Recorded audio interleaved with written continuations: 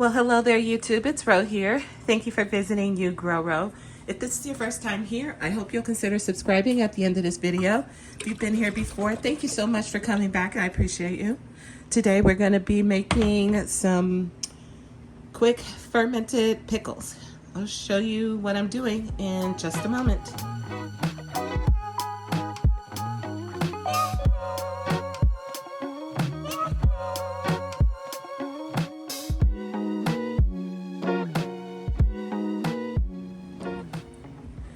So it is no surprise, well it shouldn't be if you've watched my channel much over the past 4 or 5 years. I really enjoy fermented foods. That salty, somewhat sour flavor that you get from fermented foods is really up my alley. I love it. And fermented cucumbers are no different. I would even go as far as to say that I prefer fermented pickles over vinegar pickles. That's just my opinion. I was trying to remember, who was I talking to the other day online? I think it was Chris at Little Tech Girls Homestead. Check her channel out. I think it was her and I who were talking, and I said, you know, I prefer the fermented pickles over vinegar pickles, and she agreed with me. So while I might not be in the majority on that thinking, I'm certainly not alone. And so today I have enough pickles from the garden, or I'm sorry, enough cucumbers from the garden to make a batch of fermented pickles. This is my second batch this season. I did a batch earlier, but I didn't record it like a ninny. So this time, I'm not making that mistake. I am recording it with you guys. And I hope you enjoy the video and get something out of it. Now, let me show you what ingredients I have. I have my brine, which is a 4.25% brine. It's 8 cups of water, filtered water, and 4 tablespoons of pink Himalayan salt. This is a half-gallon jar. I have my pickling cucumbers. I think these are Market More, or they're either Market More or Boston Pickling, one or the other. I have some celery seed. I didn't grow celery this year or last year, so I don't have my own, but I have done that in the past. I have some homegrown onion here. I have some homegrown dill flowers. Some homegrown garlic. Some tarragon, homegrown as well. And then I also have some homegrown horseradish leaves and grape leaves.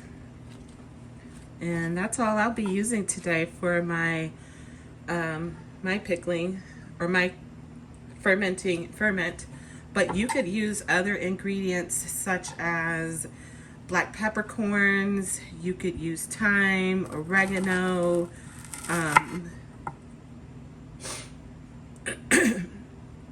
you could use hot peppers. You could use really anything you want, I guess. I just took some things out of the garden and decided to use those ingredients. I've certainly done this. Every time I do it a different way. So, you know, just use what you have or what sounds good to you. First, I chopped up my onion into big pieces. You can chop yours as small as you want or as big as you want. That is totally up to you. I believe this is elephant garlic, I think.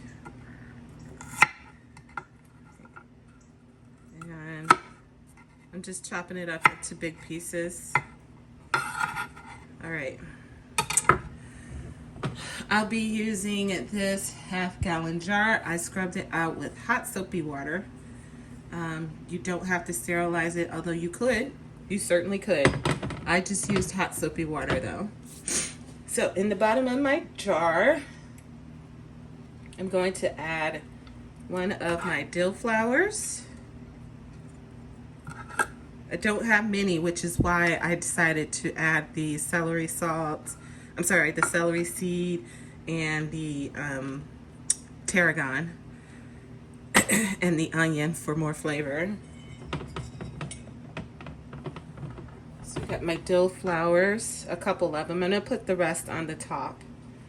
And I'm going to throw in 2 pieces of garlic on the bottom. I'm also going to drop some onion here on the bottom.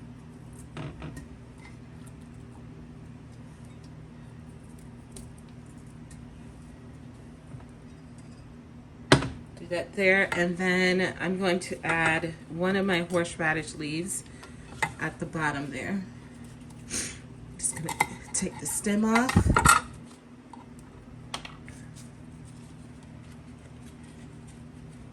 And poke it on down there.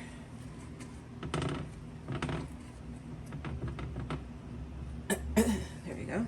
That's good enough. I'm also going to go ahead and throw in some celery seed. I'm not measuring, as you can see. I'm just tossing some in there.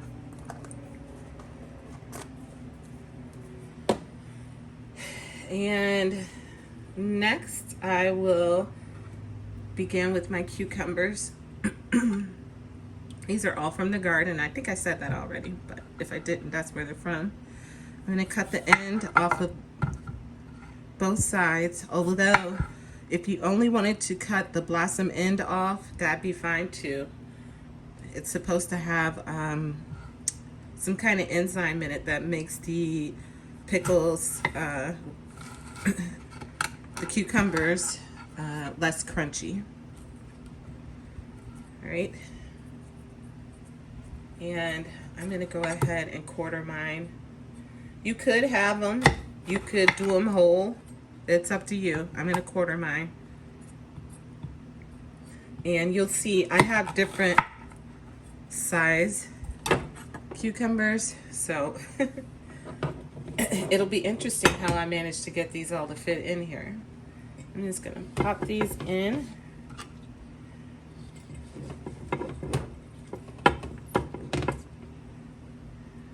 Right. Now, if you wanted to, you could certainly, this is just cold water. I had these sitting in the fridge because you want your cucumbers to be as crunchy as possible. So I had these sitting in the refrigerator for probably, I don't know, half an hour in cold water, just from the tap. But what I was going to say is you could certainly dry these off so that you don't have the chlorinated water on them. Now, I don't go that extra step because I have fermented cucumbers, or many things really, using chlorinated water and not had a problem. And I don't know, I'm just not particularly worried about the little bit of water that's left on these, but you could do that if you wanted to. And it's easier to load up your jar with the pickle spears if you turn it on its side. Your vessel, your jar.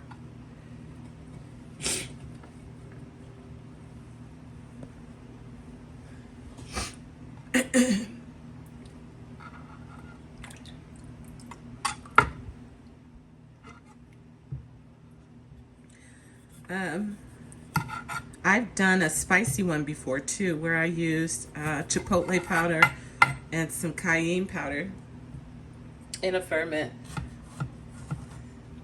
So you could do that if you wanted to as well. These are gorgeous. It has been probably 3 years since my garden has given me some nice cucumbers, and I was due, man. I was due. These are not disappointing in the least.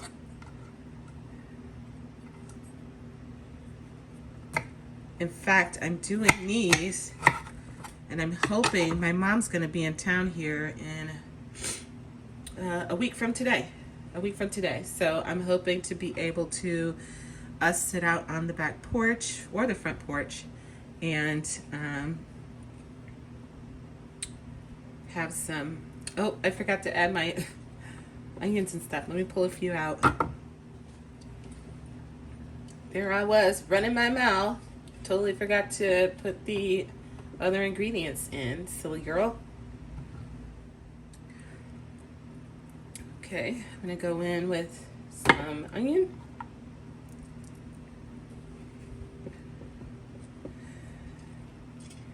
Maybe I can push that down with this here. Nope. And I will go in with a piece of tarragon.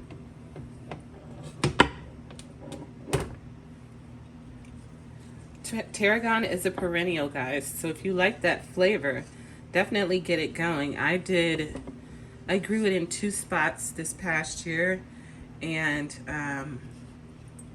it came back in both spots, and it's been fantastic. I've been using it in everything. Don't ask me to describe the flavor because I don't know how. I don't have some sophisticated palate, let alone the necessary descriptive words to even attempt to tell you. Here is another horseradish leaf. You could use bay leaf as well. What you're doing is you're putting these leaves in because they have tannins in them. I've also heard of people using what's it called? Used tea bags. I've never done it, but people say they have. Take that for whatever you want.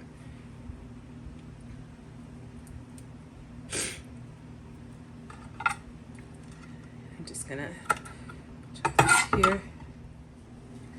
Feel free to use any other veggies that you have.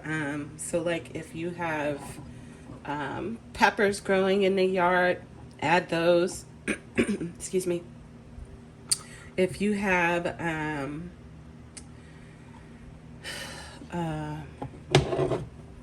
fennel in the yard, add that.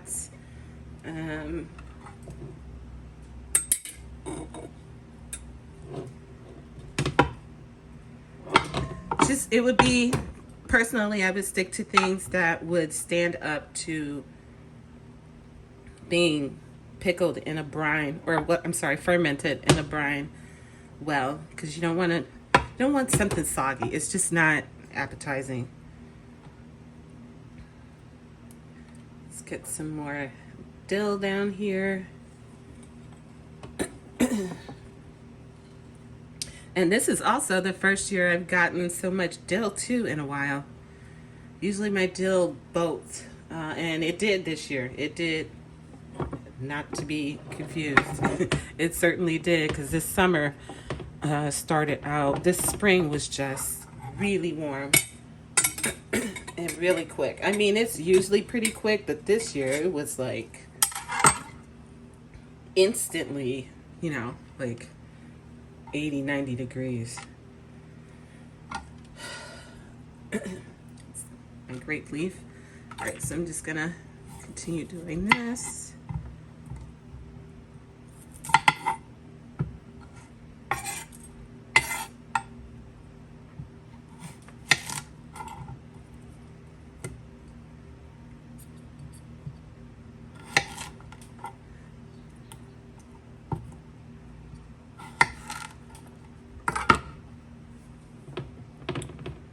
Just slide that on in there.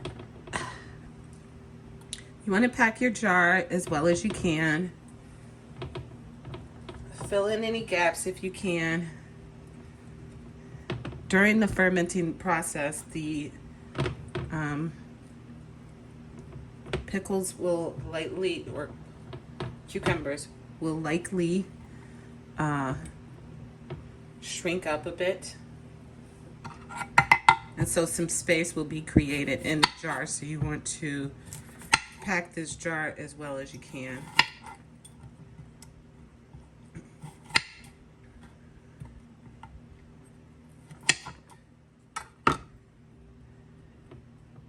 I'm even thinking about going to my local farmer's market today because they don't close till 3 and it's like 1:30 now. And seeing if I can get some more, because this is all I had in my garden, but I wouldn't mind getting some more pickles, some more cucumbers started. I wouldn't mind one bit.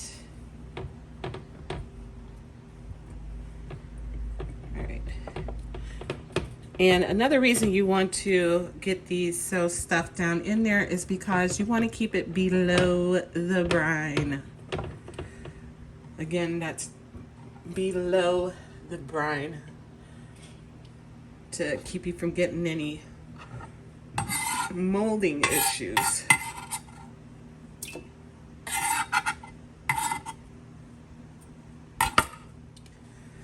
All right. Got my little workstation cleaned up here. And now the next thing I'm going to do, this is, I mean, so crazy simple. Super, super simple. And actually, I have a crock that I normally use, but I'm not using the crock so that I can take pictures of the cucumbers over time so you can see on my community page how the brine will change and how the cucumbers will change and you know what to look for. All right, so I got my brine here. I generally make a big old batch like this because I do so much fermenting and I keep it in the fridge, so I always have fermenting brine on the ready.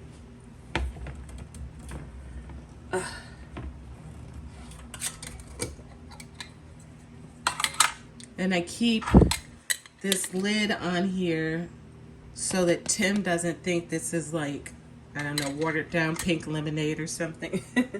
Or, you know, hummingbird food or something like that. All right, so I'm going to fill it up.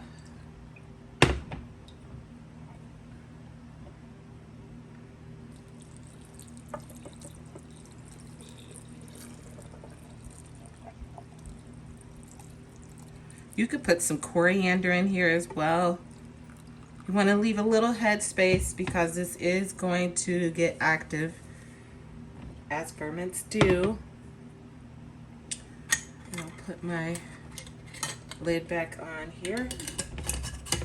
And then I'll store the rest of this brine in the fridge until I need it for something else that I'm going to be fermenting. Okay, so I have this done. Now, if you have pickle pebbles, which is this guy, you could totally use that to help you keep this down, like so. But say you didn't have this, there is another method. So another method that I've found works really well if you don't have a pickle pebble is the paper or the plastic baggie method. You fill it with some water. This is probably too much. Let me let some of this out. Okay. Take the air out of the bag, zip it up, and then you would place this on top of the situation in here. And that would keep all of your ingredients down in. But if you'll recall, I have a grape leaf from my own home grapes, which aren't producing yet, but the plants are still living. They came back this year, so we're doing good. So I'm going to top this whole thing.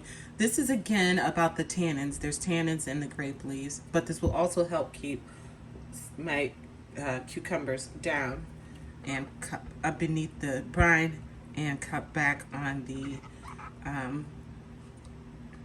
danger of growing mold. Calm yeast is one thing, but mold is a whole other thing.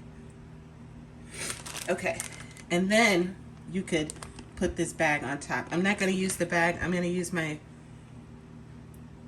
puck here. Now, okay, you have to leave some room for the brine. It will get active. Now, I just wanted to bring this in for you guys. Here's my crock. I would normally be doing this in my crock, right? It's ceramic. It has this here. It has this moat where you would put water at. You put the lid on. But a lot of times they come with these weights as well, which you stick inside of your jar or inside of your crock to keep your ingredients down. So if you had a crock, it probably comes with these. You would use this instead of the pickling puck.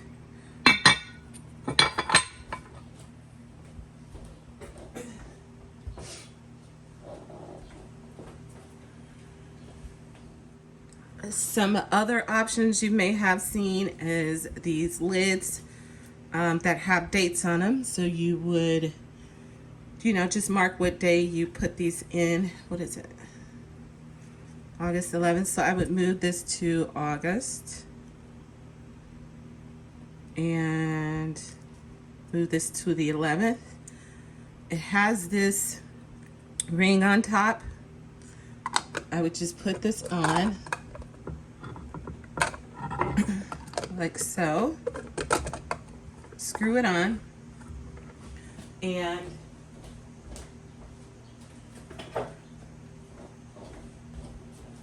use this pump to take out any air. And I found this method works really well. I've had good success with this method, but most people don't have this.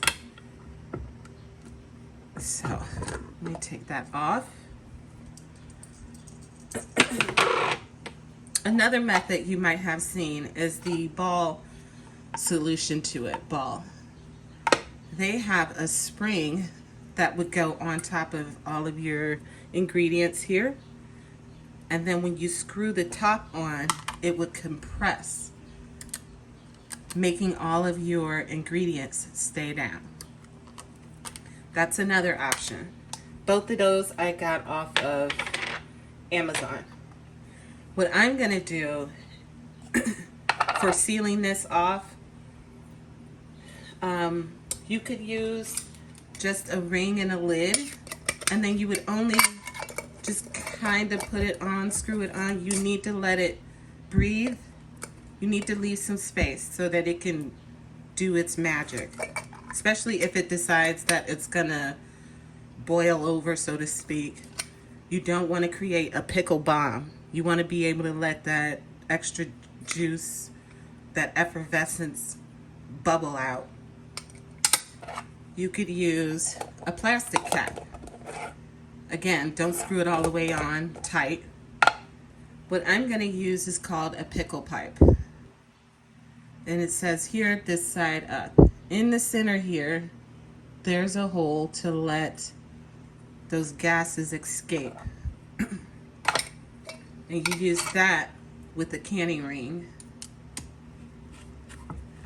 Okay, I'm not cranking down on it, but this should let all of that, the gases come out. All right, so then I'm just gonna sit this on my counter for 7 days, 7-8 days. I may shake it, I may not. And I will come back. At some point, this will start looking fizzy in the next 2-3 days. And the brine will get a little bit cloudy.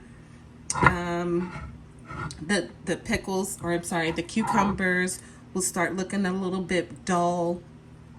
And the onions will look a little bit softer, maybe get a little bit darker. But everything should be fine in there. I might even check it on like day 5. Just keep your nose to it. I always tell you guys, when you're fermenting, your nose knows best, right? If it smells foul, it is foul. Throw it out. If you taste it, you know, dip a finger in there and that doesn't taste right, might be that you need to just let it go a little bit longer, right? Because it all depends on how fast this ferments, depends on the conditions in your home. So it might mean you need to let things keep going for a little bit. But if it tastes like absolutely gross, and not just, you know, a little bit salty, a little bit sour, but like it's disgusting, probably something went wrong, throw it out. If you see mold on top, green mold, blue mold, black mold, personally, I throw it out. And it does happen when you ferment. It happens sometimes. But if you see Comm's yeast, that's fine. I usually will let the Comm's yeast stay until I'm done fermenting, and then I'll scrape it all out. Some people will tell you all you have to do, because the mold is probably just on the top portion of your ferment, that you could just scrape that off and keep it moving. Me personally, I don't play around with that. I'm about to be in my 50s. My body I can't be doing all that. I can't. Maybe in my 20s, I can get away with that. I had a cast iron gut. But now, no. I'd end up in the hospital. At any rate, so I'm going to sit this out on the counter, not in the light, for 7 days. I may, like I said, shake it. I may open it up and smell it, make sure that everything is smelling right.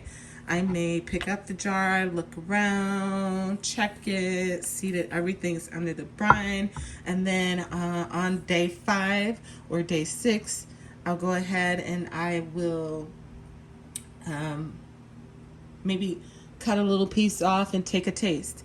If I want it to be go a little bit further, then I'll let it go a little bit further. But generally, in my house at least, these are done in 7 to 8 days. Once that's done, I go ahead and then I will take the pickle pipe off and replace this with a plastic lid.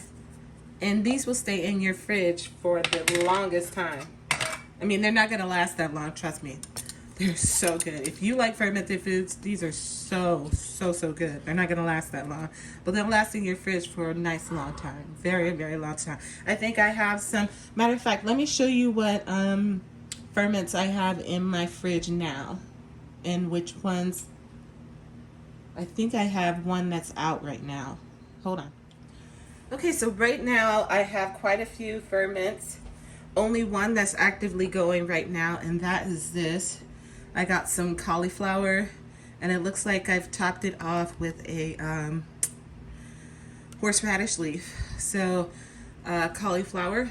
This is the only way I eat cauliflower, by the way. I never used to eat it, and then I decided to ferment it one time, and boom, I love cauliflower now, but only fermented. And I'm hoping this winter to get enough in the fall radishes to ferment as well, because those are really good fermented, although I like them just in their natural peppery state. Anyways, so I of course have some sauerkraut going. Looks like I got some dill in here, carrot, cabbage, and some garlic. I saw garlic somewhere. This is my favorite recipe. I have some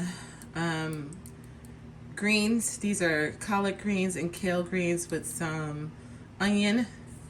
And it doesn't look like I put any garlic in here. I need to add some brine to this. It's looking a little dry, but I've been eating it down. Delicious, delicious. I will have it with dinner. I will have it as a snack, all on its own. That smells incredible. Incredible. Let me add a little brine to this.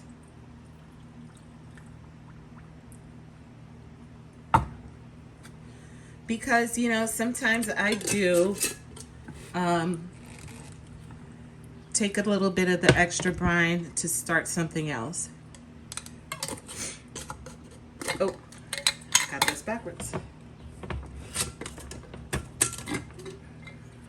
I wish you could smell those. Oh, they smell so good. All right. And then I have some fermented garlic. This is just running. I've been fermenting this garlic. This sediment is from the salt that I use, which is pink Himalayan, and all the minerals usually settle to the bottom. But this is a running, look at that when I shake it up, all that fizz and stuff. I just keep filling this up. So when I harvested my garlic earlier this year, I just topped this off. Looks like I need to add some more brine to this too.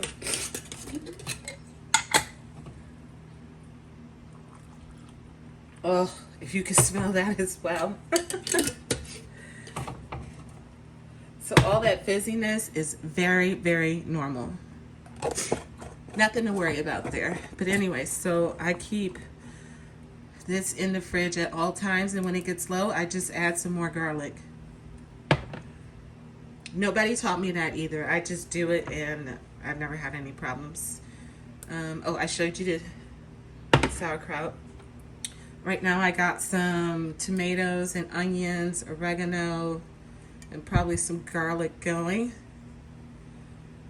I call those my tomato bombs because, like that brine and the garlic, these tomatoes are really fizzy on the inside, and it's just fun. They're salty, sour, tomatoey, and fizzy.